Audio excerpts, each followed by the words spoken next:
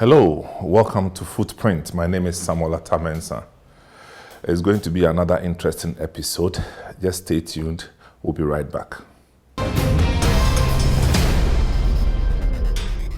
The name may not be one of the names that have been making the headlines as you would know, but it's a name that has been behind a lot of the things that we see in broadcasting today. He is Mr. Ralph Quist. Good to be with you, sir. You're welcome. And how are you doing? Oh, I'm doing fine. It's doing good. Fine. It's good to see you. It's good to see you. Yes. I mean, the name Ralph Quist is a name that we only heard when we were very young. We haven't heard the name in a long time, but catching up with you, courtesy Uncle Mike Egan, who made this possible for us. It's nice to be with you. Thank you. So tell us, how did it all start with Ralph Quist? Well, it all started in 1930 when I was born, September. And my father was a laboratory assistant at the Attah-Mensah Hospital. And when I was 2.5 years old, my father died. Wow.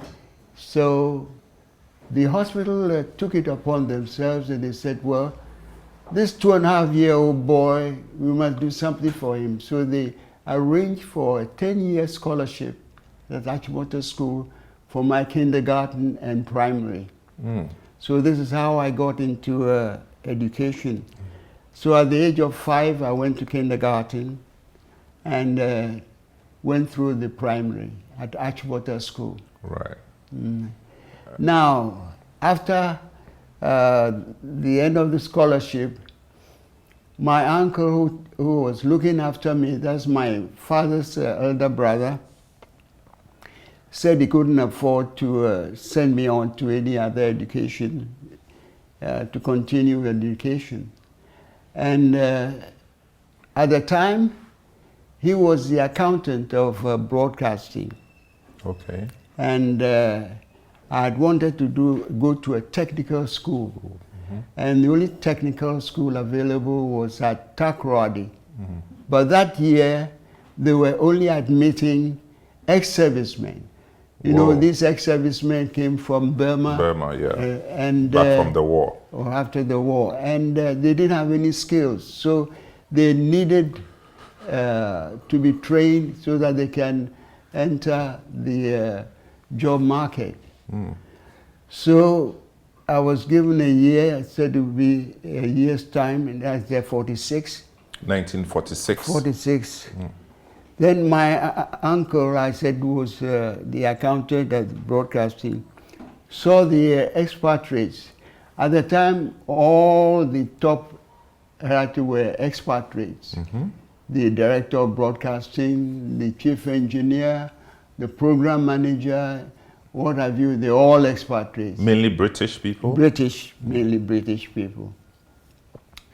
So he pleaded with them that if you give me a chance to while away the 1 year so that before I go to the school, the school to continue with my technical education.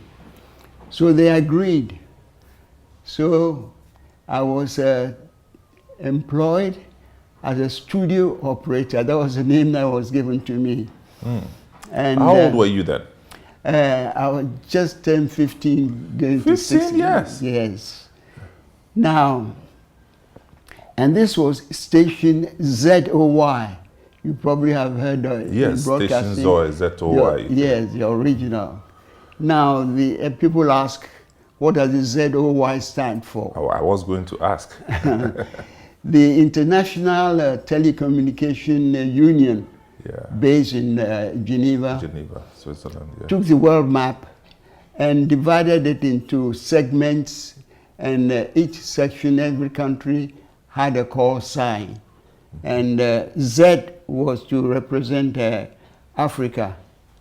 But the OY was just added on just to make it sound okay. It was much later when the International Telecommunication Union revised everything, and Ghana was redesignated to be G, 9G. Nigeria was 5N. Liberia was EL. You know, so different countries had their different designations, signatures. So you can tell when you hear a broadcast, you can tell where the country is. Okay. Okay. Well, similar to the US now, where they have W.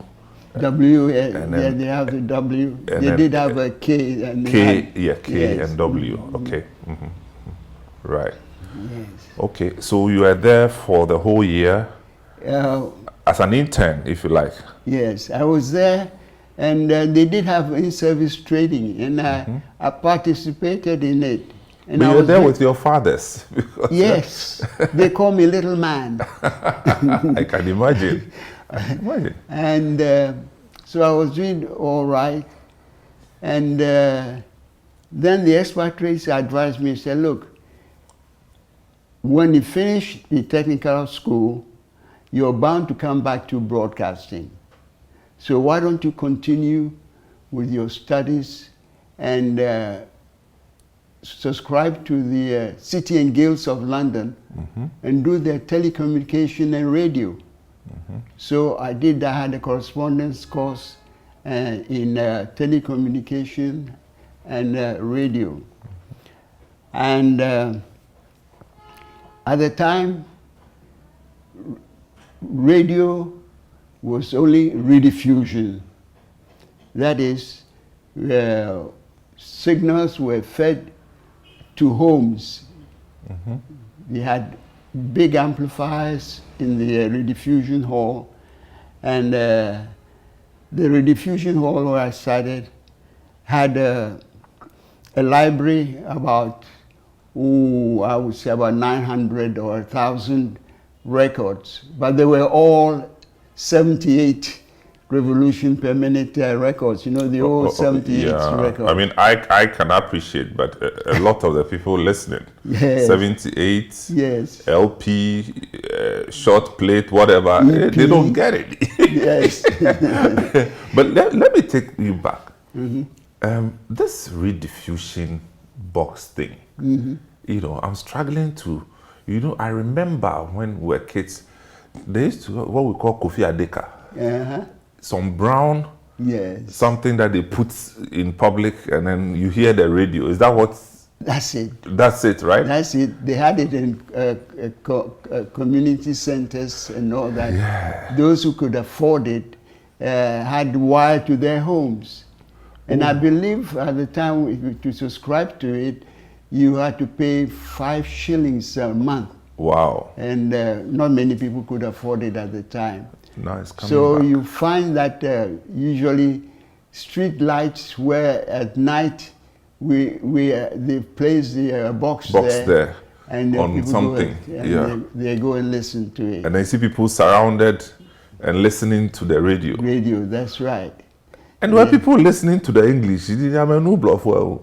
A new bluff. This is the problem. This was the problem. But later on, they started the vernaculars. 3 o'clock in the afternoon. Yes.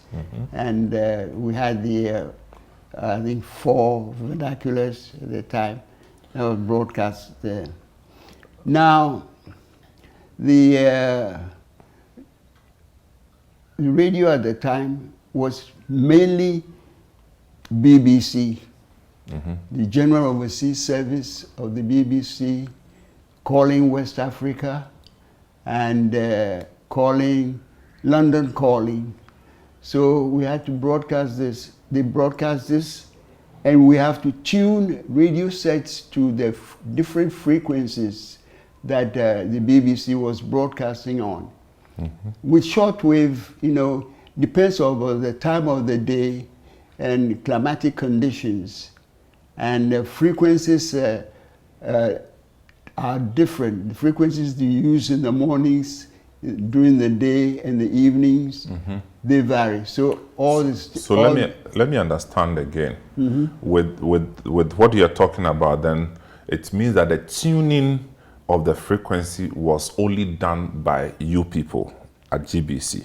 That's right. And then it was distributed. So at the receive end, they didn't have to do any tuning. They just have to put it on and listen. They just have to tell the volume up or down on the radio, on the box. Yes. That must be interesting. We had huge amplifiers in the rediffusion hall. Okay. When we started, there were 100 watts. 100 watts as a measurement of sound intensity. Power, But then this was increased to about 1,000. 1,000 watts. Using two of them in tandem. So we had about 2,000 watts going out to the lines. And so let me take you back again. So you completed the Citi and Guilds program. Yes.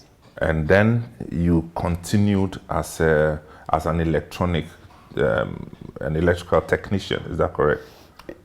Well, that's it was. I hadn't completed the Citi and Guilds. I hadn't completed when the broadcasting authorities awarded me a scholarship to go and do a practical training, a 2-year scholarship to go to UK, and I was to be attached to Marconi. Marconi then was a manufacturer of sound systems. Yes. But then when I got to the UK, I was told the program had been changed and I had to go to a technical college there. And so I stayed more than the 2 years. How old were you then?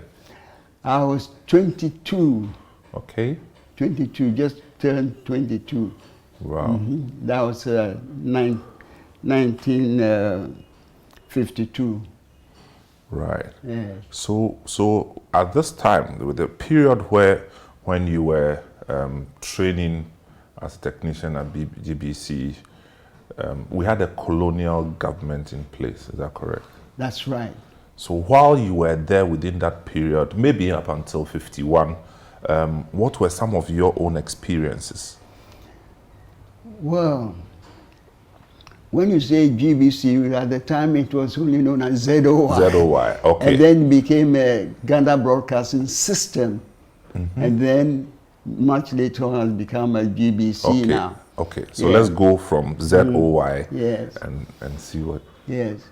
Now, during those days, the radio was not as it is today. We're very handicapped. They didn't have equipment. You couldn't record. There was nothing to record upon except on an aluminum disc with the vinyl coated on it. So you had to cut the groove according to the sound. And these discs didn't last long. They are about 12 days or so, and after a few days play, you couldn't use them anymore. And at the time, we didn't have a repeat broadcast where if the governor came and gave a talk or a speech, you couldn't record it to play it back. So the announcer, they leave the script for the announcer to read, or if it's very important, the governor will come back at the time when the repeat broadcast is supposed to take place. Wow. So this was some of the difficulties they had. And then we didn't have outside broadcast activities coming through the studios and all that. It was much, much later that they had the first variety program from the Palladium. You know the Palladium? In Accra. Accra. Yeah, near the Wesley Methodist Church. That's right. And the program was called What's Cooking? What's Cooking? What's Cooking? Wow. I like the smile on your face. It must have been a very good program. Oh, very interesting. Yeah. And I appeared on the first program. I was playing the mouth organ at the time. Do you still play it? Oh, I still have it, yes. You have it? Yes, I have it. So yours is now a technical person with GBC, gone back to school or gone to school in the UK. What time? When did you finish schooling in the UK? I came back in 1958. I came 1958. After independence? Yes, we had independence in Brighton. In where? Brighton? Brighton, yes. Wow. Sussex. Then you enjoyed. Oh, we had a wonderful time. So from then, 1958, then you had to come back to Ghana. Yes. Good. So where did you come back into at GBC? I came in and I went straight to start the workshop. Okay. They started a workshop where we had carpentry, electronics workshop, and in fact, the studio equipment in broadcast house, they call it BH3 now, is it? Yeah. The one off Ring Road. Yes, we constructed the desks and mounted the turntables and built the amplifiers for the studio, and we did very well. Okay, so at the time, who were some of the leading voices in broadcasting in Ghana? One that comes to mind is Gilbert Nitete Adi. He's the father of Uncle Ken of Kennedy, yeah. Kennedy. Yes, He's the father. Yes. So Gilbert was one of the first commentators and news readers and of broadcasting from the station ZOY time even. Wow. So Gilbert Adi, any other names you remember? I remember Joe Latte. Oh, so Joe Latte was there at that time? Yes. In the 50s? In the 50s, yes. Joe Latte was there. Whoa. And we had the teachers who were doing the vernaculars, Gadjekpo and Amatefu, quite a few of them, but okay. yes. Okay, so we'll be taking a short break. When we come back, we would like to hear from Mr. Ralph Quist, who I'm speaking with, what's the government, his own interactions with the government of the day, what he knows, what experiences he had, being in the media at the time. So please stay tuned. We'll be right back.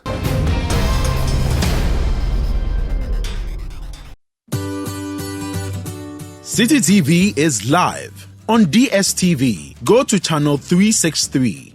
On GoTV, access Citi TV on channel 182. On a digital TV, please press the menu button on the remote control and run a new search on your TV. Take note that without an antenna, you cannot access Citi TV on your television. Citi TV can be accessed on a free-to-air digital box like the GoTV and Star Times box. Citi TV, it's your world.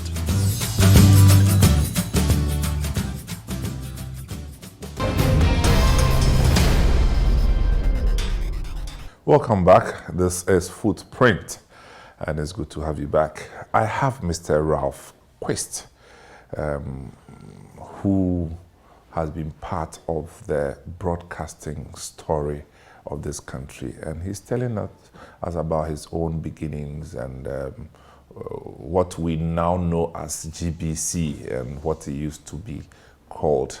And at this point, you know, growing up and being a media man, what were your own interactions with the political system?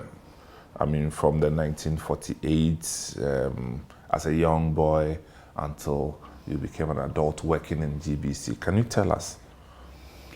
Well, I do remember the 1948 when they started the boycott of imported goods.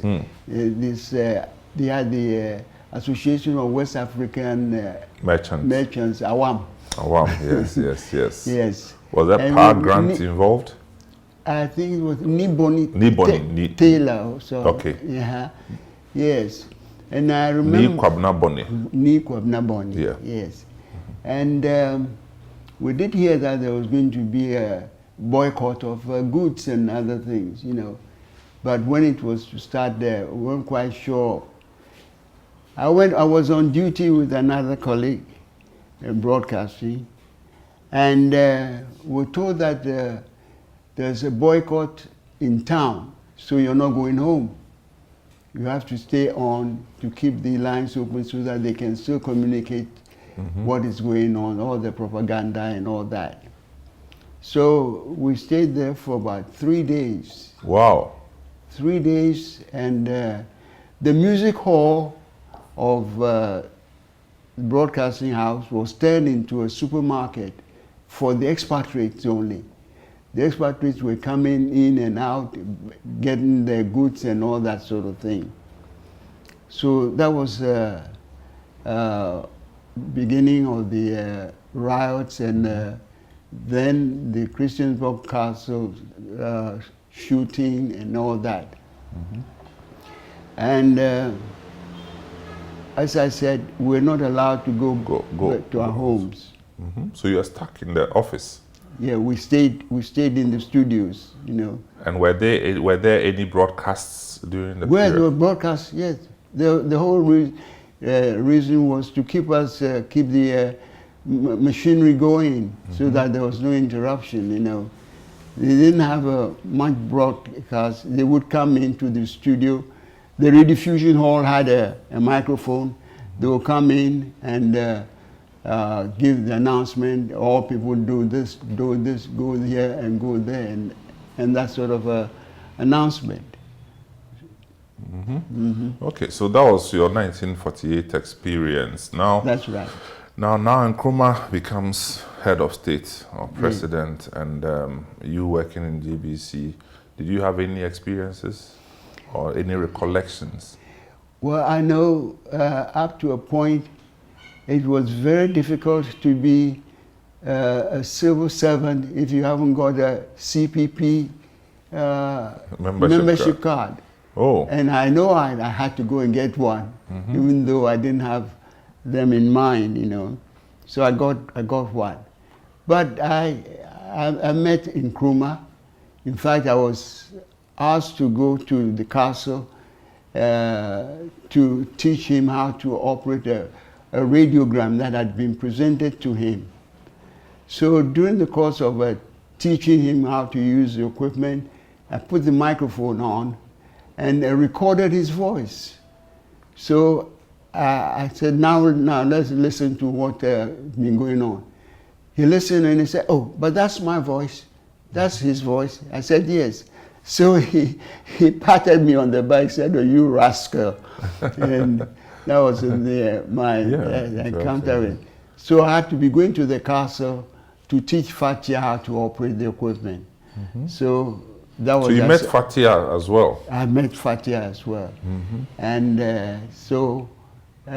kept on with that. And then another time was where I was asked to go and play the national anthem on a recorder to cabinet. They wanted to listen to the national anthem. Was it new at the time? It was fairly new, but this was special by the Damas Choir. You know, it's a choir, and they wanted to listen to it, what it sounded like. Okay. So we had this recorded, and I had to go and play it to cabinet. So after I played it, Nkrumah said the only time he had really got inspired about our national anthem was in Russia. The band played it so well, he felt he was really a Ghanaian. And then, so he started beating time, you know, and it was a 3-time, a waltz time, 1, 2, 3, 1, 2, 3. So I said, oh, please, sir, it's not 1, 2, 3, it's 1, 2, 1, 2, 1, 2. He said, all right, you sing it. So in the cabinet, I always boast that I was in cabinet, you know. And so when I started, of course, he said, it's all right, it's all right, it's all right. So I thought. What kind of a person was he? Oh, he's very friendly, jovial, and he knew what to say or what I say. He knows what you want to hear from him. Yes, and you think he was genuine? He was genuine. He was genuine. He was very genuine. I remember when I was in broadcasting, I had to go. Cape Coast University wanted me to join the Faculty of Education because they had in mind of setting up a radio station to broadcast to the schools around Cape Coast, you know, so that the students and pupils would listen to one lecturer, you know, so they all benefited from the best. So broadcasting didn't want to release me. And so luckily, the principal of Cape Coast University, Professor Bakum, I believe was an uncle to Fatia or related to him. So he went and saw Nkrumah and said that they wanted me in Cape Coast University and they were not releasing me. Oh, so he put the green pen to paper and I was released and I went to Cape Coast. So that was one encounter with Nkrumah. Okay. Yes. And so let me come back to broadcasting. Now, so Cape Coast was for a short time and you returned to broadcasting, or you were there for the rest of your career? Oh, I spent only 2 years in Cape Coast University, and that, at the time, I was employed as a chief audiovisual technician. And they had ordered a lot of equipment from Czechoslovakia. And so a chap from Czechoslovakia was coming to look after the equipment that had been presented to the physics and department of the university. And so I was called and I was told that my title was to be changed from chief audiovisual technician to assistant audiovisual technician. And that they had this Czechoslovakian chap coming in and he's going to be the chief. And I wouldn't agree to that. And I said, no. If there's a vacancy, let us all apply for it and let us know that this is the outcome of the interview or that. Anyway, so they wouldn't listen, so I said, well, then I'm resigning. I haven't taken my leave, I'm taking my leave now, and at the end of it, goodbye. So that was how I left Cape Coast University. Which year was this? This was in 1967. Okay. 67, shortly after the coup. The coup, yeah. So after that, what happened? You came back to GBC? No. GNTC was bought from Leventis, you know, needed Ghanaians to man the different places. And I was recommended to be a service manager of the technical department of the GNTC. Okay. So I came and I was employed there. And all the staff there were Greeks because they were left over from Leventis, yes. And this master of the managing director of the GNTC technical department didn't like the idea at all, didn't want me around. He told me plainly, he said, look, I have no place for you, but we want to set up a branch in Tamale. So you go to Tamale and set up the GNTC branch there. I said, well, I don't mind. I've got the talent to offer. Wherever you put me, I'll work. Then there was a an Englishman who was the service manager of the technical workshop of the GNTC. I was asked to go and understudy him. And I was there for just about a month or so when he was asked to go on leave. So I was asked to take over the technical workshop. And that technical workshop catered for all the goods that GNTC was selling to the public. So they had outboard motors, air conditioners, washing machines, cookers, you know, all this equipment were there, and I was asked to take charge of it. Now, the workers there have been trained in such a way that everything they had to report to this Englishman who was the service manager. And so when I took over, they were coming to me with the problems. And I said, oh, no, this can't go on. Who is the oldest in this department? Oh, you. Who is oldest in this department? Oh, you. All right. Anybody who has any problem, you see these people before you come to me, and they are the only people who see me. Then the managing director who didn't want me in the place came and on his round, and he said, and you, they say you are an electronic expert.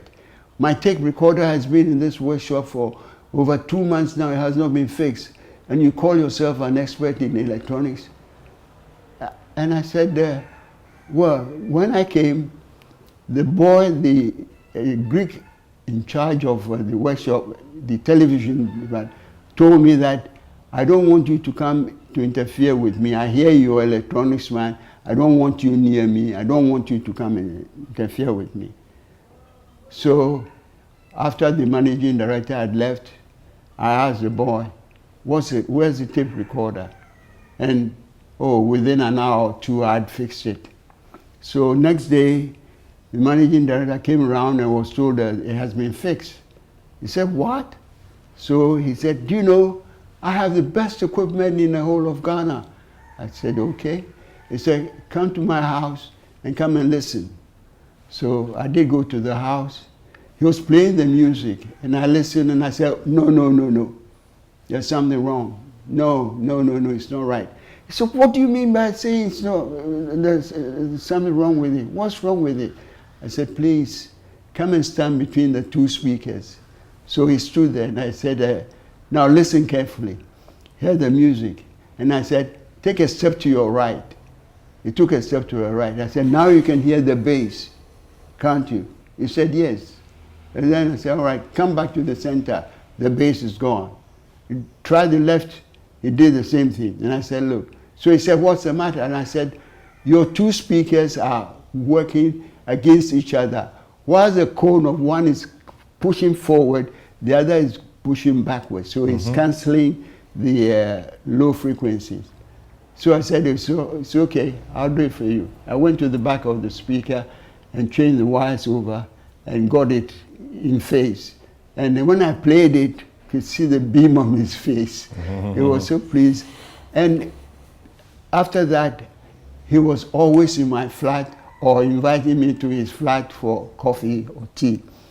Yeah, so that was your experience with that would be the beginning of GNTC. That was the beginning of the GNTC. GNTC, okay. Yes, and I worked there for 10 years until they closed down. Oh, I see. Yes. Let me go back to your days at GBC. In terms of the organizational structure, how many Ghanaians were with you, apart from the presenters that you mentioned their names? And what was the progression like? And I'm talking about professional progression. Well, at the time, you got your promotion and had your increment. And I remember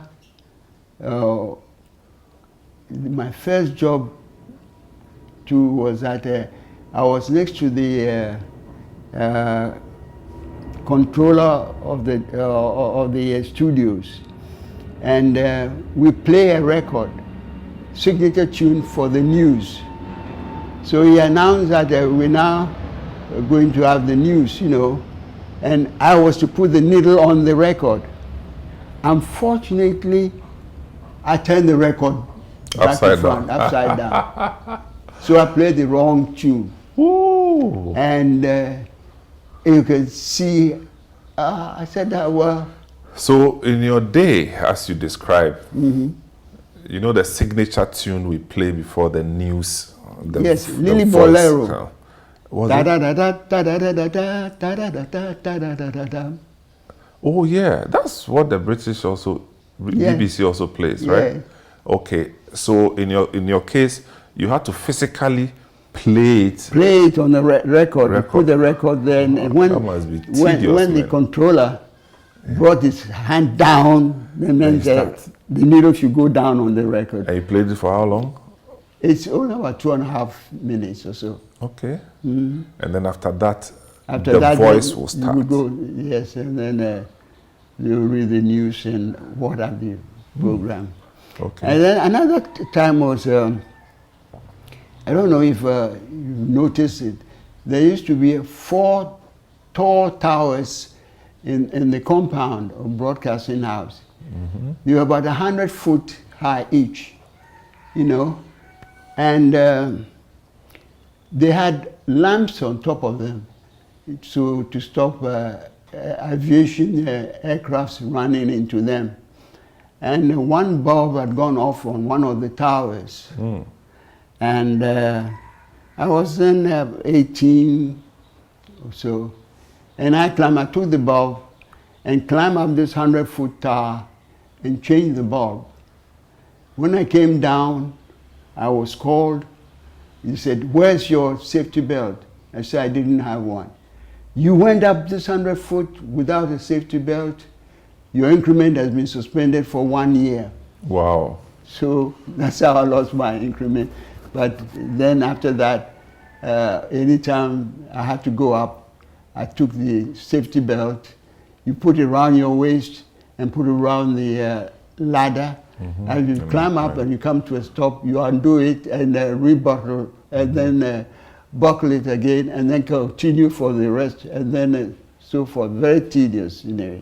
Okay. Yeah, so those were the experiences I had there. Good, Mr. Quist. We'll take another short break, and then when we come back, I'm curious to know how GBC now expanded into the regions, if you have an account of that. So this is still Footprint. We'll be right back.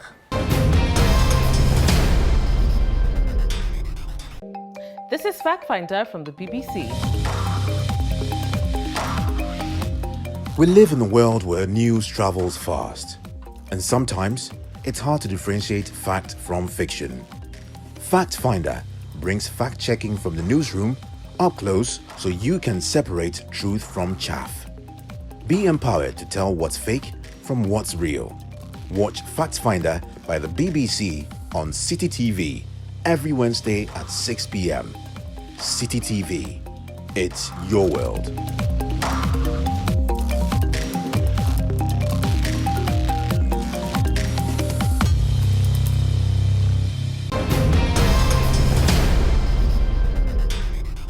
Welcome to the program. This is Footprint, and I'm here with Mr. Ralph Quist. Now, why are we talking to him? Because he was one of the first Ghanaians to be involved in the technical setup of what we now know as Ghana Broadcasting Corporation. And so we're just taking a walk through his footprints, and that's why we're here. So, Mr. Quist, so far you've been talking about the station, Ghana Broadcasting, operating in Accra through the diffusion boxes and all that. Now, how did we see to the expansion into the other regions? Yeah, broadcasting, the signals, the reason why you can broadcast in London and we pick it up in Accra is the waves, transmitted waves, go from the ground to ionosphere, reflected from the ionosphere down to ground, and then ground reflects it back to the ionosphere and then back. So we have this skip going on throughout the distance between like up, down, the up and down. Sinusoidal. Yes. So from that you notice that between skips, the blackout, you can't receive any stations there. Because the signal has gone up to the ionosphere, hasn't come down yet to ground. So we're having, with transmitters also, they had what is known as ground wave. The ground wave is from the transmitter on the ground for about 10, 12 miles or so, and it fades out. So we had problem at Pokuase. Pokuase was near here. We were receiving on the ground wave, and then the sky wave comes down to meet it. And there's a lag between the two of them. So you had echo, reception was very bad. So we had to do something about that.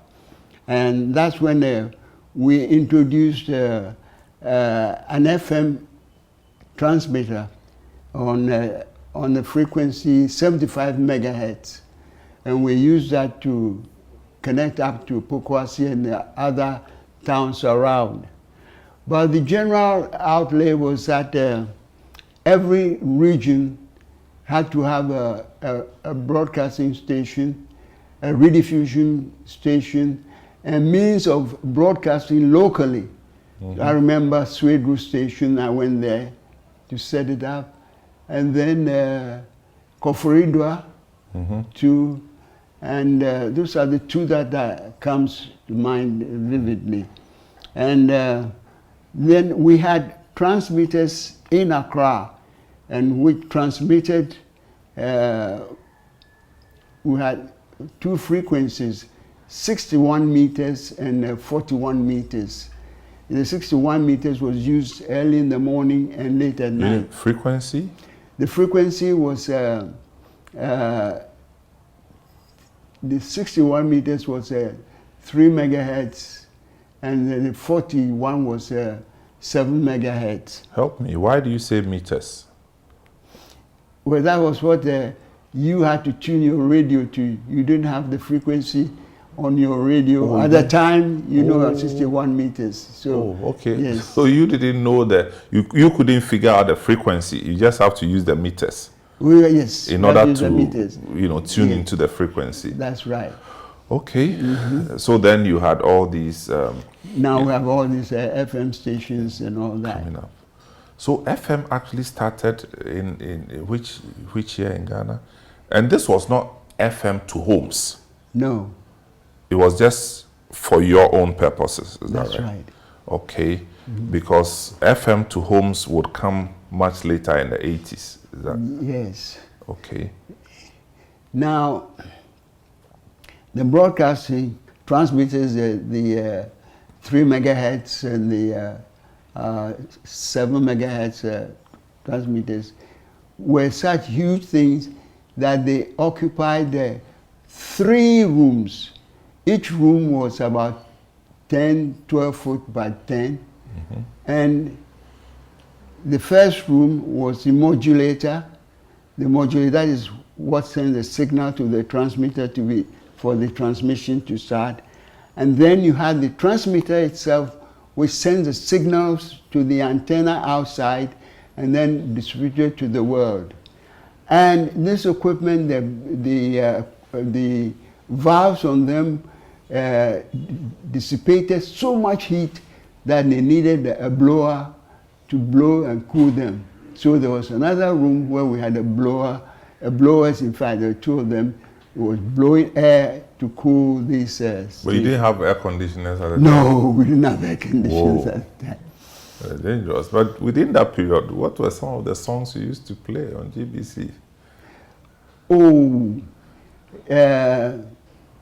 We didn't have 78 in the early days, Yeah, but later on. much later that it came on. And there were strict rules. If you played a record today, the song today, the next time that song is to be played will be about a week or 2 weeks from now. You didn't repeat, and we kept log books, you know, kept logs. You logged each record you played and all that. And talking about logs, it was during the PNDC time, about 80, 81, that COSGA, if you know, Copyright Owners Society of Ghana. That's correct. Was formed. I was in the interim management, interim founding management, and were to run the affairs of the copyright. And Konimo of Kumasi, he was the chairman of the occasion. And so we started this COSGA, and we were going around bars and radio stations and collecting royalties from them and the log that they prepared. The first time we distributed royalties, it was the highest person who received was Ampedu. Nana Kwame Ampedu. And what was done was that those we recognized got their cut, and then the remaining money we shared it equally among all those who have registered with COSGA. All you have to do, if you have anything, a record or thing, you send it to COSGA and your name and everything, and then you're recorded as a member of COSGA. So when it comes to distribution of the royalties, you had your share. Now, at the time, COSGA was under arts and drama, and the PNDC time, it was the secretary was Abdallah, I think yes, Abdallah, Muhammad Abdallah. He wanted COSGA to give the arts and craft some money, wanted money from the COSGA funds. We said no, these are for owners of rights whose works have been copyrighted. So if you have a drama, come and register, and if your drama or your production is used, then you're entitled to a copyright. But without that, we can't give you any money. And you know what? He went and dissolved us, dissolved the COSGA at the time. So much later on, others have been coming in and out and all that. Okay, but I am told, of course, I didn't experience it, but you had concerts or mini concerts for radio or performances. Remember some of them, like you mentioned, Ampedu. Were there some of the bands that you used to work with? Yeah, well, luckily for me, when I was out in the UK, I took up the guitar, self-taught.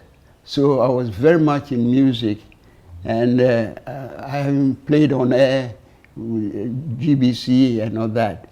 And we had bands like Attah-Mensah's band and the Uhurus and many bands at the time. But the one I remember very much so is the Tempos Dance Band.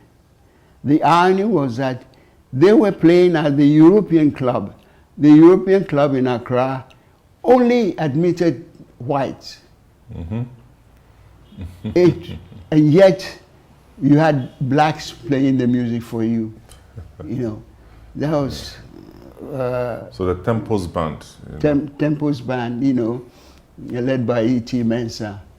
And so the other bands were playing. You had night spots drinking sports mainly, and the tiptoe and Tiptoe was there? Pardon? Tiptoe was there? Tiptoe was there. And Metropole? Metropole, tiptoe, Metropole, and what? Did you have Watto? Pardon? Watto. Watto, yes. Watto too, you know what the Watto means? No. We are to overcome. Wow. Oh, okay. Yes. So that's how they coined it. Yes. It was quite popular in the post office area. That's right. And being in electronics, I had a hand in setting up most of the discos around Accra. Oh, really? Yes. I invented this sound to light system where the music you played lit the lights, colored lights, to the rhythm of the music. Oh, I see. Yes. So I was very popular. Most discos I had to set up with this sound to light There were a system. number of them in the Osu area. Very much so, yes. Remember some? Ooh. Because this is your area, actually. Yes. Not Oh, coming. Was Does it KTK come- part of it? KTK. Yeah. KTK was there.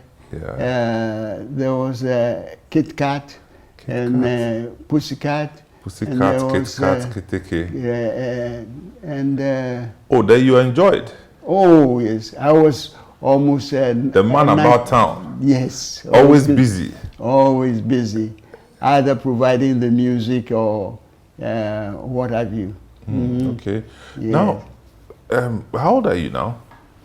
I'm How old are you now? 91, I should say. I'm 91? 90 and a half. Wow. Yes, Wow. September. I'm 90 and 6 months. Wow. So another 6 months, I'll be 91. One. Now, when you look back, the Ghana then and the Ghana now, based on your own experiences, what would be your advice that you'd want to share with up and coming youth? Oh, what has kept me going is that I have a lot of hobbies. You must occupy yourself with other hobbies instead of chasing money all the time. Money is necessary, but it's an evil. And if you're that minded, you won't progress at all. I was in amateur radio. Amateur radio, that is, I sit in my up in my office, and I have a transmitter, and I have a call sign. My call sign, being Ghana, was 9G1, or in the electronics communication language, 9 Golf 1. And then my name, RQ, Ralph Quist. That came as Romeo, Quebec. So you go on air and you say, seeking you, seeking you, seeking you. But you use the letters C and U. So you're CQ, CQ, CQ. This is 9 Golf 1 Romeo, Quebec calling. This is 9 Golf 1 Romeo, Quebec calling and standing by for any possible call. And then you hear other amateur radio stations all over the world. When they pick your signal, they answer. So then you call out one of them and talk to them and exchange greeting cards. So this would be one-on-one or one-to-many communication? It's one-to-one, but when you start off calling, anybody in the world who is tuned in to the frequency will answer you. Sometimes you have a pile-up. You have so many people answering your call because they find that the 9 Golf 1 is a very rare station. Not many people. We were about 4 or so who were transmitting, apart from expatriates who came in and out. Okay. So we had that. Now, I was in music too, so I was playing on air, on TV, and in fact, when Louis Armstrong came to Ghana in 1961, they formed an all Ghana Assembly, Ghana band, and I was elected to play the guitar. This was done by Ganaba, late Ganaba was at the time. Yeah, Kofi Ganaba. Kofi I Ganaba. was trying to remember his other name that he, you know. Yeah. Oh, he was Guy Warren. Guy Warren, yes, Guy Warren. Guy Warren. Yeah. Yeah. So he was on drums, I was on guitar, there was Charles on piano, Cyrus Amafio on bass, and quite a few of us. So we were on the same stage after Louis Armstrong and his group played, then we came and played, you know, so taking alternative. And then we went to Kumasi to go and play there also. Wow. So this would be way before 1961. This would be before Guy Warren left Ghana. Oh yes. Yes. Oh, but he had left long before then. Okay. Because he went to Britain as a Congo player. Yeah, you know? yeah. And He was quite popular. very popular. Was very popular. Yes.